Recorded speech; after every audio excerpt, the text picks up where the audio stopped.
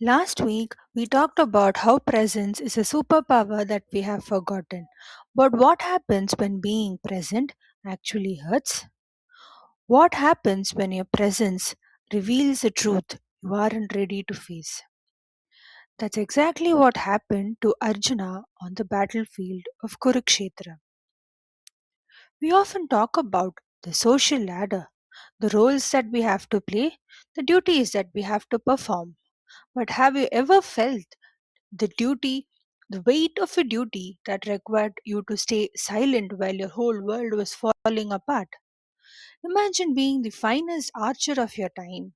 You have the power to stop injustice with a single arrow, but instead you watch. You watch your family being insulted, being humiliated. You watch your elder brother lose everything you fought for. You watch the woman you love being humiliated and used as an object. Arjuna didn't just endure a Vanavas or exile in the forest. He lived through a Vanavas of the soul while he was still in the palace. He was bound by a dharma that felt like a cage, and he stayed silent. For 13 years, Arjuna prepared.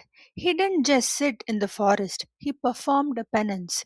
His focus was so intense, his presence so absolute that it summoned Mahadev himself.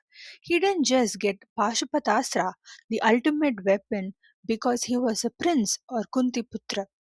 He earned it because he survived the isolation. He survived the test of patience. Most of us think that if we get the weapon, the degree, the job, the rank, the battle will be easy. But the hardest part of Arjuna's journey wasn't getting the weapon or the bow. It was what happened when he finally had to use it. We all know the scene on the Kurukshetra field. The conches are blown, the war is inevitable. But in that moment, the hands that held the mighty Gandiva, they trembled. Society looks at the trembling hands and calls it weakness. They say he was afraid to wage a war. But was he?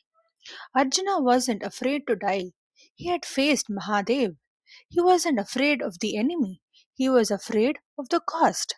His hands trembled because he was strong, strong enough to care. He was empathetic enough to look at the people who had wronged him and still see his cousins, his teachers, his grandfathers.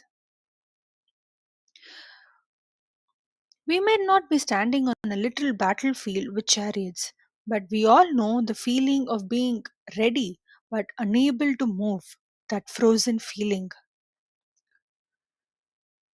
We speak about the Bhagavad Gita as a manual of life, but have you ever wondered why Shri Krishna chose that specific moment to reveal the ultimate truth?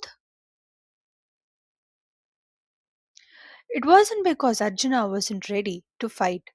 It was because Krishna knew that for a war to be just, the warrior must be whole. He didn't speak to the archer, he spoke to the human. If your hands are trembling today before a big exam, a tough conversation, or a life changing decision, don't mistake it for fear. Maybe, like Arjuna, it's just humanity reminding you that the cost matters. Maybe your presence is exactly what the battle demands. This is a note on being human. I am Sneh, and I'll see you in the next one.